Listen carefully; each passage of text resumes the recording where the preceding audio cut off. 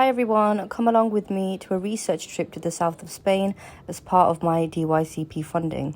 So I'm traveling through Andalusia and the first stop is going to be Granada. So we are at the Alhambra complex and the first stop is the General Life Gardens. The plants and flowers grown here have been very finely curated to recreate what the space used to look like during Muslim rule. Gardens are also seen as a form of paradise in Islam, so everything was super lush. I found this part of the complex super interesting. So these are the living quarters of some of the ministers at the time during Muslim rule. Each unit was super small, and if the minister had 3 or 4 wives, there was a lot of people living in that tiny unit. I then climbed 72 steps to get to the top of this tower, and the tour guide mentioned there was a myth that if you wanted to get married the next year, a lot of people used to climb to the top of this tower and announce their love for someone else. Then it was time to visit the main event, which was the Nasrid Palace, which is a part of the Alhambra complex. Now, just a thing to note, the Alhambra complex did have a lot of palaces at the time of Muslim rule, but due to weathering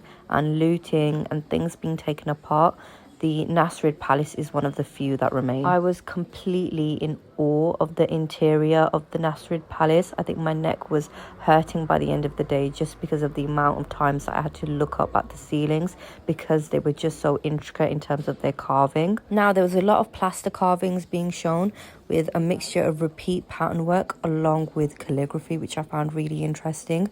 But you can also see a lot of examples of woodwork, painting and stained glass windows. My favorite thing was seeing all these elements in harmony with each other and really seeing the skill of the artisans involved. After that, I had a short break before having another tour around the Albaicin and Sacromonte neighborhoods in Granada. When the Alhambra was ransacked and abandoned for years, it was the gypsy community that preserved all the stories and history of the complex and even looked after the palace without any pay. Now, the second day, I decided to visit some of the many cathedrals that are a part of Granada. Now, these cathedrals center around very high ceilings and they are super ornate. There's examples of gilding and stone carving throughout, and you can see with this section, the stained glass windows show the story of Christ and the ceiling is supposed to represent the heavens. I then decided to visit the Museum of Fine Arts in Granada, which is right next to the Alhambra complex. One piece that I found particularly interesting was the departure of Bo Abdul's family from the Alhambra. And for a final stop, I'm at Carmen de los Martires, which is a beautiful garden